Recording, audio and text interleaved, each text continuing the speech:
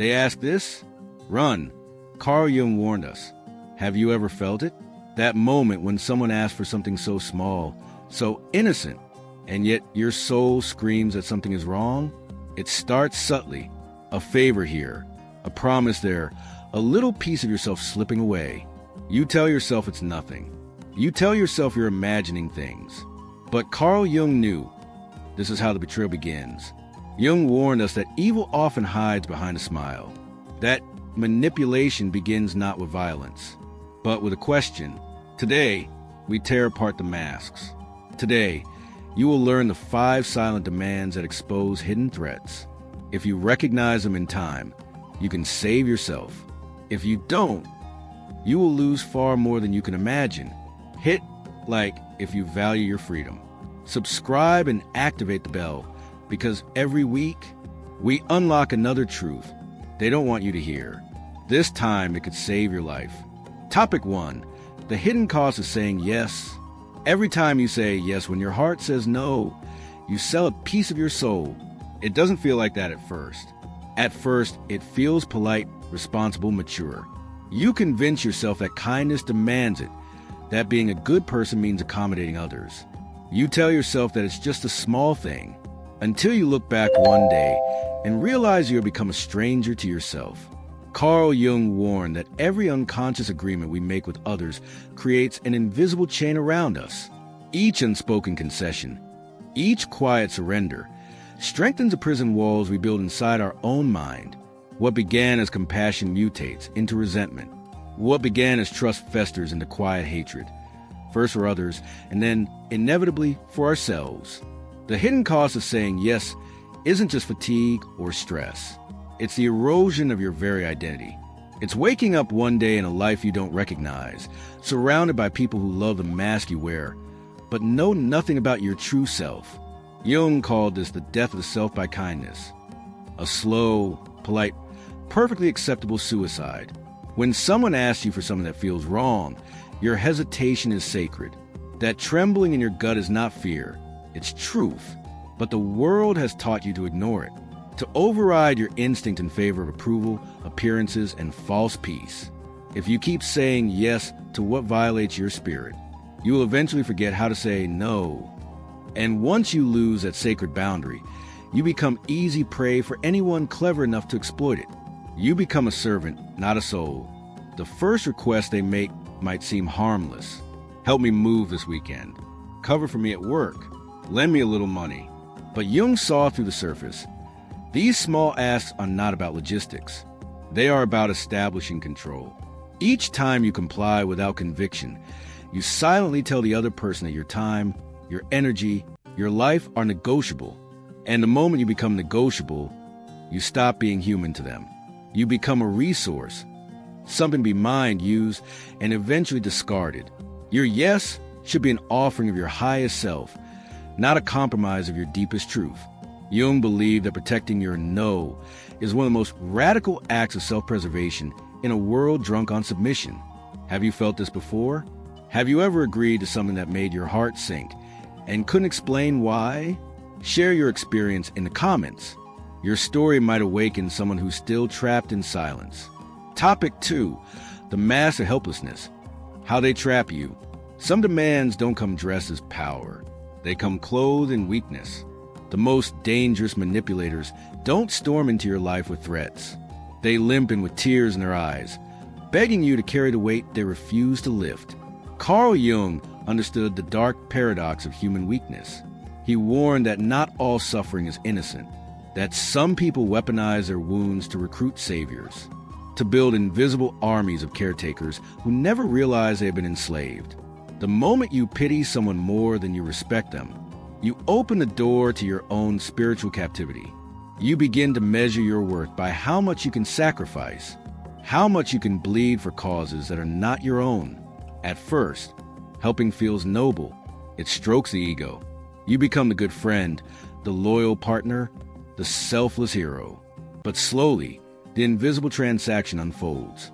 What began as compassion mutates into a currency, and your soul becomes the payment. The mask of helplessness is the perfect trap.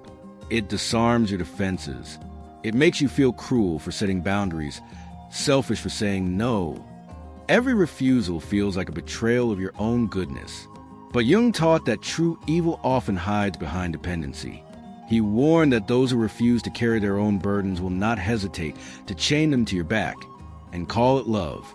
If you are constantly rescuing someone, if you're always fixing their crises, calming their storms, solving their endless dramas, you are not in a relationship. You are a hostage, and the more you save them, the more helpless they become. Because helplessness, once rewarded, becomes a strategy. There is a moment in every toxic bond when you realize you are more exhausted than fulfilled, more drained than appreciated. That is the moment your soul tries to wake you. That is the moment Jung would tell you, listen carefully or you will lose yourself. People who refuse to take responsibility for their lives will demand you pay the price for their choices, and they will call you cruel when you refuse. There is no salvation in becoming someone else's crutch. Only decay, only slow death disguised as virtue. Have you ever been trapped in this pattern? Have you ever saved someone so much that you forgot who you were? Tell us in the comments. Your voice might be the one that reminds someone else. You are not responsible for carrying anyone's soul but your own. Topic 3. The silent theft of your dreams. There's a theft so subtle you don't notice it happening, until you wake up one day and realize your life is no longer yours. It begins when someone asks for something that sounds harmless. Your time, your patience, your encouragement. But slowly, almost imperceptibly, they start to demand your dreams. Carl Jung warned that one of the greatest dangers in human relationships is the unconscious pull to live someone else's life. That when you tie your destiny too closely to another's needs, you are quietly asked to betray your own soul. It starts when you cancel your plans to accommodate their crisis, when you delay your goals because they need you right now, when you shrink your ambitions because your success makes them uncomfortable. Each small sacrifice feels reasonable. Each compromise feels temporary. But time has a way of turning small sacrifices into a lifetime of regret. The people who ask you to delay your dreams never think of it as theft. They think of it as loyalty, as love, as proof that you care. But Jung saw deeper. He knew that every unclaimed dream festers into resentment. He knew that every abandoned calling eventually demands payment in pain. When you sacrifice your souls calling for someone else's comfort, you don't just lose your ambition. You lose your fire. You lose a sacred thread that connects you to something larger than yourself. And once that thread breaks, you become easy to control. A person who has no vision for their own future is easily absorbed into the vision of others. They become pawns in games they don't understand, servants to agendas they never chose. Your dreams are not luxuries. They are maps, hand-drawn by your soul to lead you home. And when someone asks you to set that map on fire for their benefit, they are not asking for your love. They are asking for your destruction. Jung believed that betrayal of the self is the original sin, the one that leads to every other form of suffering. Have you ever felt yourself slowly giving up your dreams to keep someone else comfortable? Have you ever woken up and wondered whose life you are actually living? Share your reflections in the comments. There are others walking the same dark road who need to know it is not too late to turn back. Topic 4. The debt you never owed. There's a kind of guilt that feels ancient. It doesn't belong to you, but it lives inside you. It speaks in a voice that says you must give more, sacrifice more, suffer more, because you owe it to someone. Carl Jung warned that one of the deepest manipulations humans endure is being convinced that they are forever in debt to others, not because of something they did wrong, but simply because they exist. From childhood, we are trained to believe that our worth must be earned, that love is conditional, that we must pay for the mere privilege of being accepted, of being allowed to take up space in this world. And so, when someone comes asking for your time, your energy, your loyalty, even when your soul hesitates, you feel the old reflex kick in. I must pay.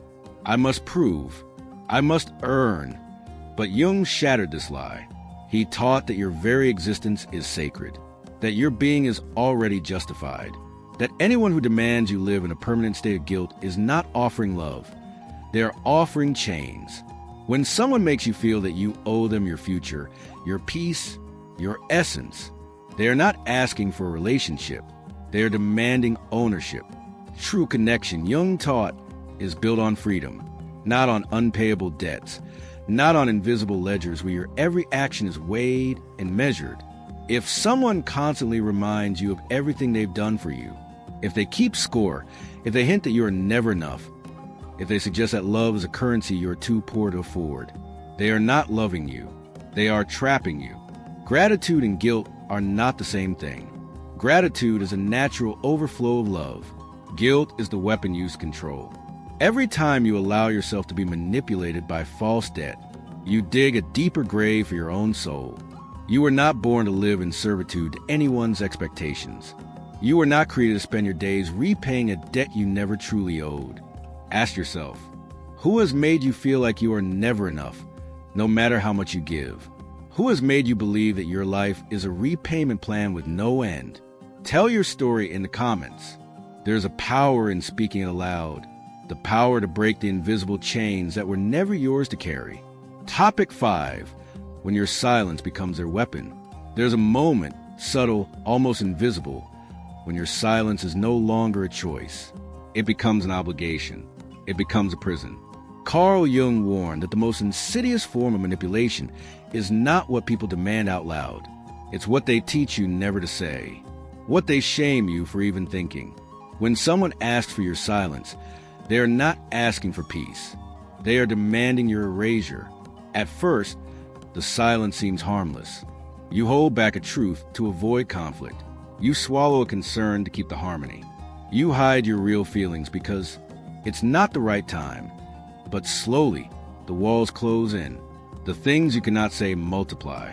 The parts of yourself you must amputate to stay acceptable grow larger. And one day, you realize you're no longer speaking at all. You are performing. Jung believed that repression is the birthplace of all psychic sickness, that every truth buried alive in the unconscious festers into shame, fear, and rage. When you are asked to stay silent about your needs, your dreams, your pain, you are being asked to abandon yourself, piece by piece, word by word. And the tragedy is that silence does not make the problems disappear. It makes them metastasize. It turns minor wounds into infections that consume your spirit. Those who demand your silence fear your truth, because your truth has the power to dismantle the illusions they depend on. If you are constantly told to be quiet, to let things go, to keep the peace, you are not being loved. You are being controlled. Your voice is the boundary between your soul and the world. Your words are the architecture of your freedom. Every time you silence yourself to make someone else comfortable, you reinforce the idea that your existence is negotiable. Jung's warning was clear. If you betray your voice, you will eventually betray your soul. Have you ever felt trapped in a silence that wasn't yours? Have you ever bitten your tongue so many times that you forgot how to speak your own name? Tell us in the comments. Your story might be the spark that reignites someone else's voice. Topic 6. The courage to walk away.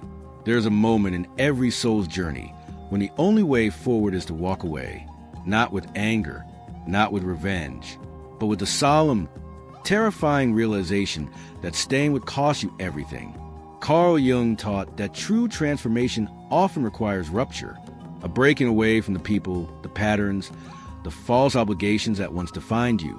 And nothing is harder, because the chains you must break are the ones you once called love. When you recognize the patterns we've explored, the silent theft of your dreams, the debts you never owed, the demand for your silence, you are faced with a choice. You can pretend it's not happening. You can rationalize, minimize, justify. You can cling to the comfort of familiar chains, or you can walk away and face the abyss. Jung warned that every step toward individuation, the process of becoming fully yourself, requires passing through a crucible of isolation. You will lose people. You will lose identities. You will lose the version of yourself that existed only to please others. But what you gain is something beyond words, something sacred, something eternal. You gain yourself. Walking away is not a failure. It is the ultimate act of courage. It is the declaration that your soul, is not for sale, that your dreams are not negotiable, that your voice will no longer be strangled by shame. You'll be called selfish. You'll be called cold, ungrateful, cruel. The world does not easily forgive those who choose self-possession over servitude. But Jung knew the cost of staying silent, staying small, staying shackled, is far greater than the cost of being misunderstood. When you walk away from those who demand pieces of your soul, you walk toward the life you were meant to live. You walk toward a destiny that is yours alone, untamed, unapologetic, and ablaze with the fire of your true nature. The road will be lonely at first. There will be nights when you doubt, when you ache for the familiar touch of the chains you left behind. But if you keep walking, if you endure the sacred loneliness, you will find others who have also broken free, souls who speak your language, souls who do not demand your silence but celebrate your voice. Have you ever had to walk away from someone who demanded your soul in exchange for their comfort? Are you standing at that crossroads now? Share your truth in the comments. You are not alone, and your courage might be the beacon someone else is praying to find in the darkness. Topic 7. Your soul was never meant to be caged. Somewhere deep inside you, beneath the layers of politeness, guilt, fear, and exhaustion, there is still a spark. A tiny, defiant ember that refuses to die. It remembers who you are. It remembers the dreams you buried, the voice you silenced, the boundaries you surrendered. It remembers the wildness you were forced to tame. Carl Jung believed that the journey back to the self is not a discovery. It is a remembering, a resurrection. The world will tell you to be kind, to be patient, to be forgiving. Even when your soul is bleeding, they will praise your ability to endure what should never have been asked of you. They will call you good for letting yourself be consumed. But you were never meant to be a sacrifice. You were never meant to be a servant to other people's fears, addictions, or ambitions. You were meant to burn, to blaze, to stand so fully in your own being that the world trembles to witness it. Those who ask for pieces of your soul do not deserve your light. Those who fear your truth are not your home. Those who shame your voice have no place in your future. You do not owe them your silence. You do not owe them your dreams. You do not owe them your life. You owe only this, to the small, defiant spark inside you, the loyalty of becoming everything you were born to be. If you feel the fire stirring again, if you feel the memory of your true self-awakening, do not smother it this time. Do not apologize for it. Do not explain it away. Fan it. Feed it. Let it consume everything false until only the raw, radiant truth of you remains. And if you are ready to walk this road, if you still have the courage to reclaim your soul, then the next step is already calling your name, and it will not wait forever.